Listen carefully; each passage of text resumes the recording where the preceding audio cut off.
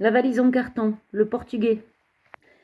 Et puis un jour, André Pascal est venu me rejoindre au Faubourg Saint-Martin, dans mon petit bistrot de prédilection. Il prétendait connaître un moniteur qui écrivait de jolies mélodies, un monsieur qui écrivait de jolies mélodies, et voulait m'en proposer. Il s'appelle Alex Alston. J'ai écouté ses chansons et j'ai déjà une idée des paroles qu'on pourrait mettre sur mes musiques. J'aimerais te le présenter, il veut faire ta connaissance.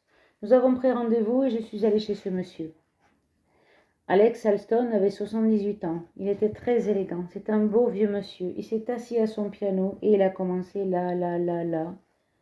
J'ai écouté la mélodie jusqu'au bout et je l'ai trouvée superbe.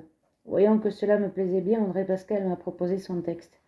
Cela disait dans la valise, dans le souvenir qu'on a gardé, il y a toujours un peu de terre où l'on est né, un bateau blanc au bout du quai, des au revoir, quelque chose comme ça. L'idée, c'était d'écrire une histoire sur les Portugais immigrés, surtout ceux qui ont été malheureux comme moi. J'ai adoré cette idée. Pourquoi ne l'aurais-je pas utilisée? Moi qui suis portugaise et qui ai vécu ça. André Pascal m'a raccompagnée et nous avons décidé d'en reparler bientôt. Le lendemain, Alex Alston m'a téléphoné. Écoutez Linda, j'ai vu que vous étiez une fille intelligente et je vais vous aider. Mais si vous voulez venir demain chez moi, je vous présenterai une des plus célèbres parolières du métier. J'ai passé ma journée à me demander comment j'allais m'habiller pour cette rencontre capitale. Il me semblait très important de paraître à mon avantage et tout à coup j'avais l'impression de ne plus savoir comment m'habiller. Jusqu'alors, j'avais toujours trouvé le moyen de me présenter bien en face des gens. Mais même si nos moyens ne nous permettaient pas de faire des folies. Mon ami gagnait sa vie. On mangeait tous les jours, on jouait au flipper, il buvait des anisettes, mais nous ne pouvions pas aller au-delà de ce train-train. Je me suis rendue à mon rendez-vous et j'ai vu arriver une dame, Vline Buggy. Elle a écouté la mélodie avec moi, mais dès qu'Alex Alston a terminé de jouer, j'ai tenu à l'expliquer l'idée que j'avais eue dans la nuit, que j'avais écrite en portugais. Je me suis mise à leur traduire mon texte, il ne manquait que le dernier refrain. Alex Alston était fasciné. Mon texte, c'était 2 valises en carton sur la terre de France. Bien sûr, les rimes n'y étaient pas. Mais je tenais au texte que je venais de développer grossièrement. C'est Vline Buggy qui a réagi la première. Elle a trouvé qu'il fallait poursuivre dans ce sens. Puis nous nous sommes séparés. Mais le soir même, elle a téléphoné à Claude Carrère en lui disant qu'elle venait de découvrir une fille formidable et qu'il devait absolument me signer un contrat. Je m'aperçois que j'ai oublié de dire que j'étais allée me présenter quelque temps auparavant chez Barclay et que ça n'avait pas marché. Mon accent leur semblait un obstacle insurmontable pour le public français. Quant au public portugais, il n'imaginait même pas qu'il puisse exister. Bien sûr, dès que je suis rentrée chez moi, ravie, j'ai raconté tout ce qui m'arrivait à Guy Perrault, mon copain des 5 saisons. J'en rajoutais. Tu te rends compte? Je viens de rencontrer un grand compositeur américain. En fait, je croyais en rajouter, car effectivement, Alex Alston est le monsieur qui a composé Symphonie d'amour. 22 millions de disques vendus de ce seul titre. Ce n'est pas rien. Nous sommes restés là à bavarder pendant des heures. Guy Perrault essayait de calmer un peu mon enthousiasme, de me rendre plus raisonnable. Fais attention, Linda, me disait-il. Si tu dois enregistrer un disque, il ne faut jamais que ce soit toi qui le paye. Il me donnait des conseils parce qu'il croyait tout connaître de ce métier. Et moi, je l'écoutais. Je me disais que si Guy pensait ainsi, c'est parce qu'il était un artiste, un chanteur de cabaret, et qu'il connaissait bien les problèmes. Puis je suis rentrée chez moi. Nous avons dîné tous les 3 avec mon fils et je me suis couchée. Là, j'ai fait un rêve que je n'oublierai sans doute jamais. J'ai rêvé que mon père était chez moi dans ma cuisine. Il était assis sur une chaise et allez savoir pourquoi. Il avait un séchoir sur la tête. Il était assis et moi je suis rentrée dans la cuisine. Inutile de vous dire que j'ai eu sacrément peur en le voyant aussi. Mais il m'a dit, ne crains rien, je suis venue pour te chercher. Dans mon rêve, il m'a prise par le bras et il s'est envolé avec moi. Ce rêve m'a beaucoup intriguée. Je me suis demandé longtemps ce qu'il voulait dire. Je n'ai jamais trouvé la clé de ce songe. Ce que je sais, c'est que mon père me manquait beaucoup. J'aurais aimé qu'il puisse être là aujourd'hui pour voir tout ce qui m'arrive et lui montrer que, contrairement à ce qu'il a pu me dire parfois dans ses colères, il pouvait être fier de sa fille. Mais revenons à la première rencontre avec Claude Carrère que Vline Buggy avait organisée. Il avait à l'époque des bureaux rue Jean Goujon. Je suis entrée dans son bureau. Il m'a regardé de la tête aux pieds et a dit « Ok, la fille me plaît, c'est tout ». Je suis rentrée chez moi aussitôt après. Ça n'avait pas duré 10 minutes. Il n'a rien écouté, ni une cassette, ni ma voix. Rien. Il a dit d'accord, on va enregistrer un disque. Je n'ai eu que le temps de lui expliquer, il y a 1 200 000 Portugais en France. Ça a fait tilt dans sa tête. Il a tout de suite vu le marché qui s'ouvrait devant lui. Et c'est normal. Il ne m'a pas donné de nouvelles pendant quelques mois. Et je m'inquiétais de l'avenir parce que mon ami venait à manquer de travail. C'était la morte saison dans la confection, et comme bien entendu il vivait au jour le jour, il n'avait pas de quoi voir venir. Il était célibataire alors, et puis il savait qu'au pire, il pourrait toujours compter sur les siens. Du coup, prudente, j'ai pris une nouvelle place de femme de chambre. J'étais engagée à ce moment-là par l'hôtel Terminus face à la gare de l'Est. Mais tout de même, la rencontre que j'avais eue avec Claude Carrère me turlupinait. Je me disais que ce ne pouvait pas être une entrevue sans suite. Il ne me semblait pas être ce genre d'homme-là, pas le style à faire des promesses sans les tenir. Alors j'ai pris mon courage à deux mains et je l'ai appelé. Je lui ai parlé avec la même naïveté, pleine d'allant, que lorsque je demandais une augmentation d'usine. Écoutez, monsieur Claude, je voudrais bien savoir ce que vous avez l'intention de faire avec moi. Est-ce que je vous intéresse ou pas? Il a dû être assez suffoqué de m'entendre lui parler ainsi. Mais en tout cas, il m'a répondu comme si je l'avais rencontré la veille. Bon, viens demain à midi, je tiens absolument à te voir. Il s'était écoulé près de 4 mois entre nos deux rendez-vous, mais il savait parfaitement qui j'étais. Il n'avait rien oublié. Le lendemain, j'ai manqué mon travail et je suis allée à sa convocation. Je ne lui ai pas vraiment laissé le temps de souffler. Alors, lorsque je vous ai vu, vous avez dit OK. Vline Buggy veut m'écrire des chansons. Je ne vis pas d'amour et d'eau fraîche, moi. J'ai trouvé une place de femme de chambre et j'ai besoin de connaître votre décision. Je dois savoir ce que je vais faire de ma vie. Il a été tellement surpris que je l'agresse comme ça qu'il n'a rien dit pendant quelques secondes, puis il a sorti une liasse de billets qu'il a mis plus gentiment possible dans ma poche. Je ne savais quoi dire. Je ne suis pas venue ici pour mendier. J'ai toujours gagné l'argent que je méritais. Tout ce que je veux savoir de vous, c'est si vous avez envie de me faire un disque. À partir de là, tout s'est enclenché. Il m'a demandé de revoir Vline Buggy très vite et d'enregistrer une maquette. Il a d'ailleurs aussitôt téléphoné à Vline et nous sommes entrés en studio peu après. Avec Alex Alston, nous avions préparé plusieurs chansons, dont Le Portugais. C'est chez Bernard Estardi, dans le petit studio duo, que nous avons fait cette maquette, avec seulement Alex Alston au piano. J'ai pris ma petite bande sous le bras et je l'ai amenée à Claude Carrère, qui là a daigné l'écouter. Il a trouvé ça formidable et il a donné son accord pour l'enregistrement définitif. Je n'ai pas quitté mon emploi pour autant. J'enregistrais et je travaillais en même temps. Je me disais qu'on ne savait pas du tout si cela allait marcher et qu'il ne fallait pas vendre la peau de l'ours avant de l'avoir tué. Pour la première fois de ma vie, j'entrais donc dans un studio d'enregistrement.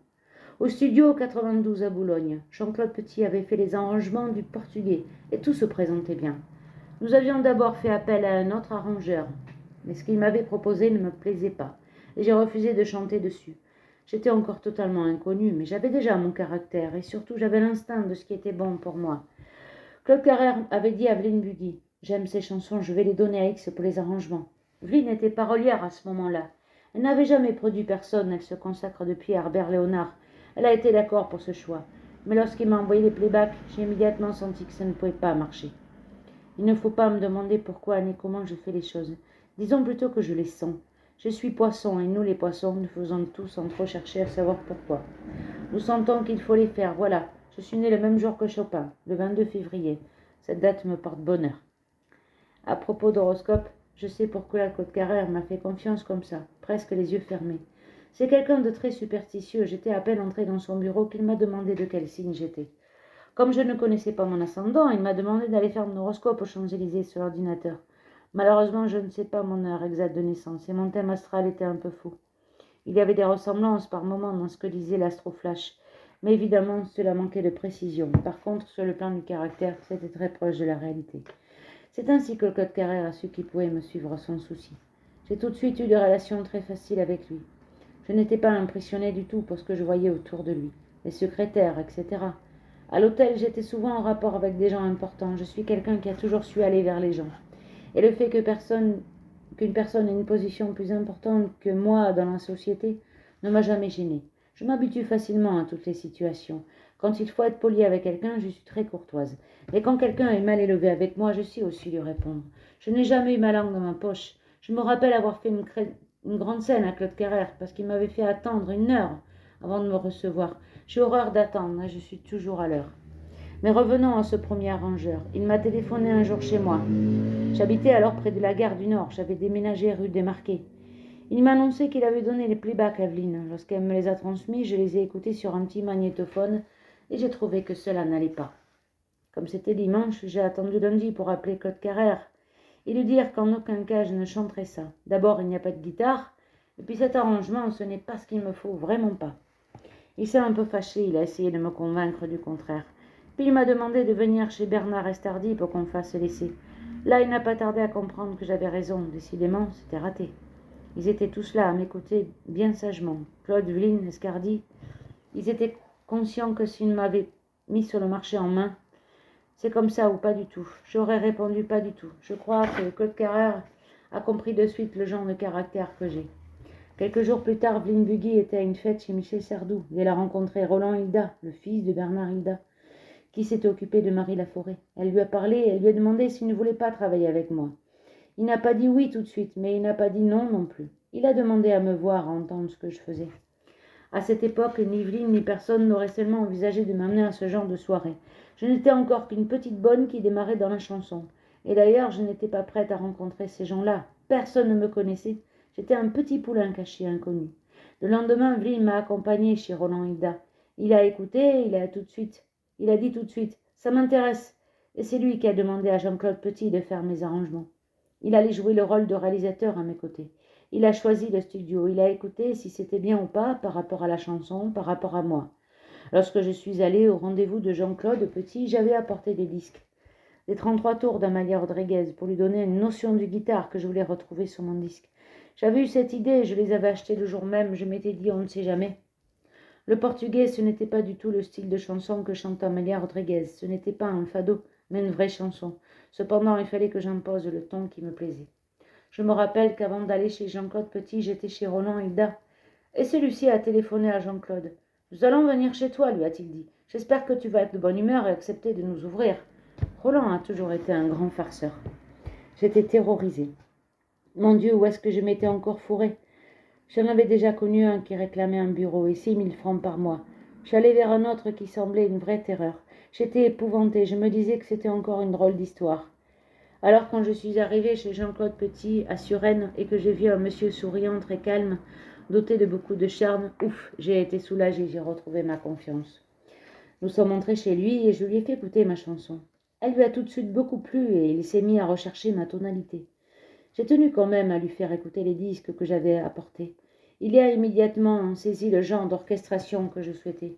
Il a commencé à les jouer au piano et je suis tombée amoureuse de cette chanson, telle qu'elle était en train de prendre forme. J'avais l'impression que le soleil entrait dans la pièce avec cette musique. C'était exactement ce que je rêvais de chanter un jour. Jean-Claude Petit est un monsieur. Je veux dire par là que c'est quelqu'un de bien, de très intelligent, et qui a des qualités musicales exceptionnelles. Je suis persuadée qu'il pouvait tout faire. Il serait incapable d'orchestrer n'importe quelle chanson. En tout cas, nous nous sommes compris immédiatement. Et me voilà au studio 92, où enregistrent tous les grands de la chanson. Sardou, Hallyday, Sylvie Vartan.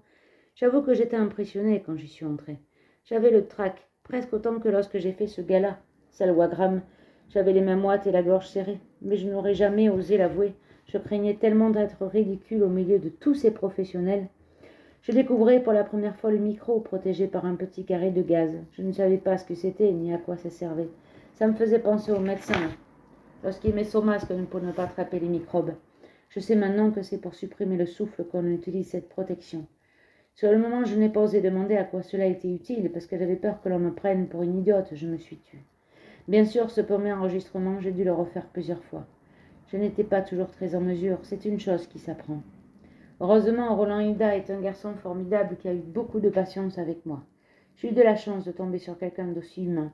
C'est rare dans ce métier qu'on me fasse autant d'efforts vis-à-vis de quelqu'un qui débute. En général, tout le monde s'en moque et on fait un premier disque comme on épluchera 1 kilo de pommes de terre. Là, tout le monde s'est appliqué à me réconforter, même le preneur de son de Jean-Claude Charvier. D'autant qu'il y avait des mots que je ne comprenais pas, mais comme Roland Hilda parlait un peu l'espagnol, il m'a expliqué comme il pouvait, ça m'a rassurée. Nous avons fait ce jour-là les 2 versions, la française et la portugaise. J'étais aux anges, comblée, émue, tellement heureuse. Nous avons apporté la bande à Claude Carrère et il s'est montré très emballé. J'étais d'autant plus contente que lorsque nous avions travaillé la chanson avec Alex Alston, il y avait lui aussi sa petite idée sur la façon de faire cette chanson, et son idée n'était pas la mienne. Il voulait rajouter des la un peu partout. Je n'étais pas d'accord. Je trouvais que cela alourdissait la chanson. J'en avais parlé à Claude qui m'avait dit de faire comme bon me semblait. Il trouvait lui aussi qu'une chanson de 6 minutes c'était impossible. Mais Alex Alston me répondait qu'il connaissait son métier et qu'il fallait que je lui fasse confiance. Que c'était ce qui ferait vendre. J'avais envie de l'écouter parce que moi je n'étais rien, mais je présentais qu'il n'avait pas de raison. Il est mort maintenant et je garde de lui un souvenir très émouvant. C'est un monsieur tellement merveilleux. Il disait très sérieux, des compositeurs français, il n'y en a pas beaucoup. Moi, je suis le meilleur. Je trouve formidable qu'on dise ça à 78 ans. Et d'ailleurs, il a prouvé que c'était souvent vrai.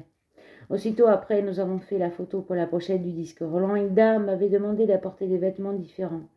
J'étais paniquée. Qu'est-ce que je pouvais mettre pour faire une jolie photo qui ne soit pas trop minable? Tout ce que je possédais, c'était des jeans, des t-shirts, des choses simples et pratiques, mais qui me semblaient impossibles de porter pour une photo. C'est finalement la jeune femme qui vivait avec Roland Hilda qui m'a prêté des habits, et nous avons fait nos photos avec Rodolphe Hausser. C'est la même jeune femme qui, pour l'occasion, a joué les maquilleuses et m'a aussi coiffée.